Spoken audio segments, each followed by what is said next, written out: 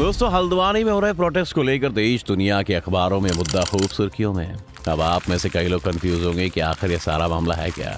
आए दिन आपको न्यूज चैनल में हल्द्वानी के रोते बिलखते प्रोटेस्ट करने वाले लोग दिख जाएंगे। अब ये प्रोटेस्ट इसलिए कर रहे थे क्योंकि हाई कोर्ट ने हल्द्वानी की गफूर बस्ती और बनभूलपुरा के जो इनके घर हैं उन घरों को तोड़ने का फैसला दे दिया था। अब सरकार के मुताबिक इनके घर जिस इलाके में वो एनक्रोचमेंट वाले इलाके में आता है और यही है सारा मामला। आइए शुरुआत से सारे मसले के बारे में जानते हैं और सरकार के साथ साथ वहाँ की जनता का पक्ष भी समझने की कोशिश करते हैं। साथ ही इस पूरे मामले पर सुप्रीम कोर्ट का क्या कहना था, घर टूटना चाहिए या नहीं, ये भी बताएंगे। तो दरअसल हल्द्वानी में गफूर बस्ती और बनभूलपुरा में जो करीब 4000 घर हैं जिनको वहां से हटाने की बात चल रही है, वो जमीन सरकार के मुताबिक रेलवे डिपार्टमेंट की है। अब ये रेलवे डिपार्टमेंट के अतिक्रमण का मामला साल 2016 में शुरू हुआ था, जब पहली बार इस बस्ती को यहाँ से हटाने के मामले में हाई कोर्ट ने अतिक्रमण खाली करने के लिए कहा था। लेकिन उस वक्त रेलवे में बसे लोगों की दलील थी कि उनकी बातों को नहीं सुना गया, ना ही उनके लिए किसी और तरह की व्यवस्था की गई है। इसके साथ ही उस वक्त उत्तराखंड के तत्कालीन मुख्यमंत्री ये मामला सुप्रीम कोर्ट में लेकर चले गए, जिसके बाद उस वक्त एनक्रोचमेंट के खिलाफ कोई एक्शन नहीं लिया गया था।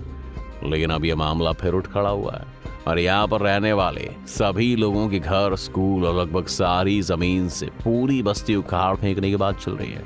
और दिसंबर के आखिरी हफ्ते में नैनीताल हाई कोर्ट ने 1 हफ्ते का नोटिस देकर रेलवे की जमीन से वापस इन एनक्रोचर्स को हटाने के ऑर्डर भी दे दिया है। यानी वहां से 1 हफ्ते के नोटिस के बूते सारे घर, सारा इलाका खाली करवाने को कहा गया, जिसके बाद से रेलवे और लोकल एडमिनिस्ट्रेशन की कोऑर्डिनेशन मीटिंग शुरू हुई है। तब से ही अतिक्रमण हटाने के लेकर ये कार्रवाई शुरू हो गई है। लेकिन अब एक अहम सवाल ये है कि हल्द्वानी रेलवे स्टेशन के पास रहने वाले लोग जो वहां सालों से रह रहे हैं, तो हाईकोर्ट के फैसले के मुताबिक सरकार तो उन्हें हटा देगी, तो यहाँ से हटकर इतने सारे लोग जाएंगे कहाँ? क्या सरकार ने इनकी कोई व्यवस्था की है? क्योंकि अचानक 4000 से ज्यादा घर टूटेंगे तो रहने की जगह भी तो चाहिए और ये जिम्मेदारी सरकार की है। लेकिन सरकार की तरफ से ऐसा कोई फैसला सामने नहीं आया है।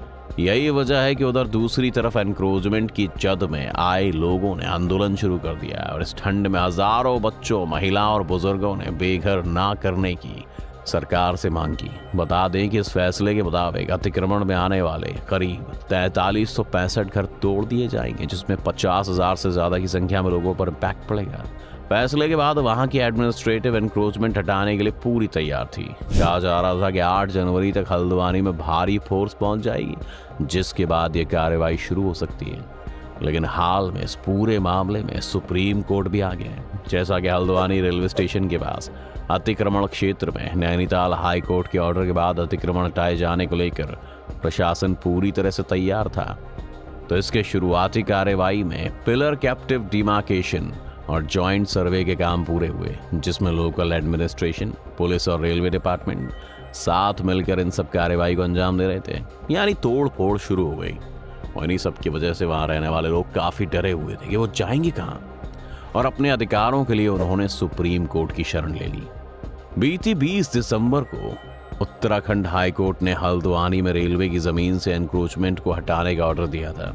इस पर एडमिनिस्ट्रेशन तैयारियों में जुट गया।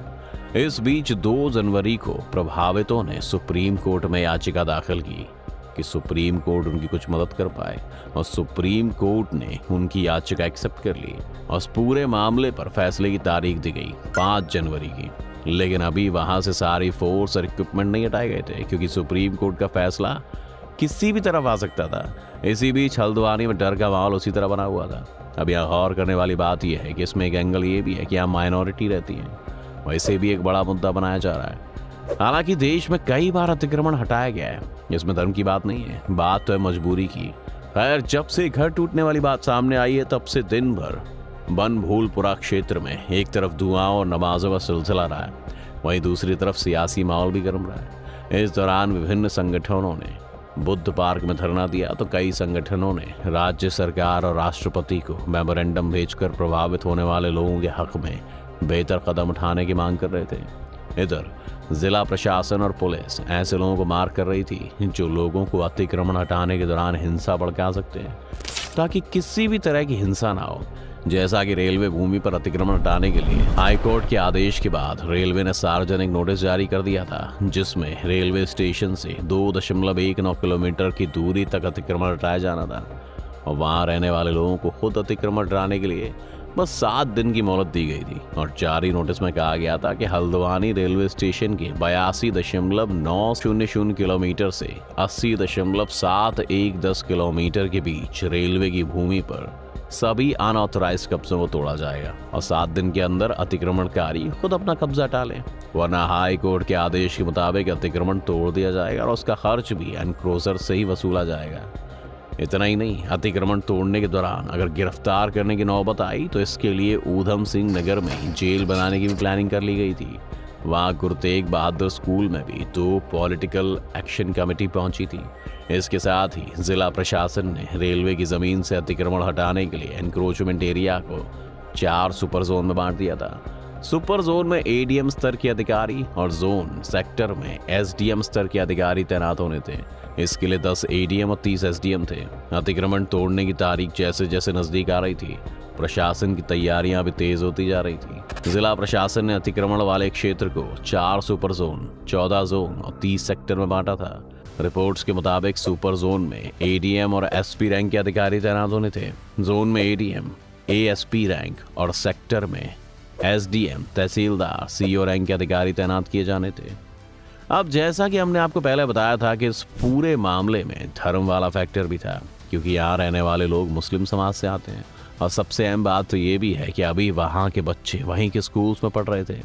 लेकिन उत्तराखंड के हल्द्वानी में रेलवे स्टेशन के पास अनधिकृत कॉलोनियों को हटाने को लेकर प्रशासन काफ़ी गंभीर है।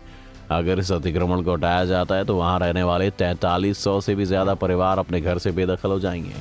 आपको बता दें कि जिस जगह से अतिक्रमण हटाया जाना है वहाँ करीब 20 मस्जिदें, 9 मंदिर और स्कूल हैं। रेलवे की इस ज़मीन पर अवैध कब्जा हटाने के विरोध में 4000 से ज़्यादा परिवार हैं, जिनमें ज़्यादातर मुस्लिम हैं।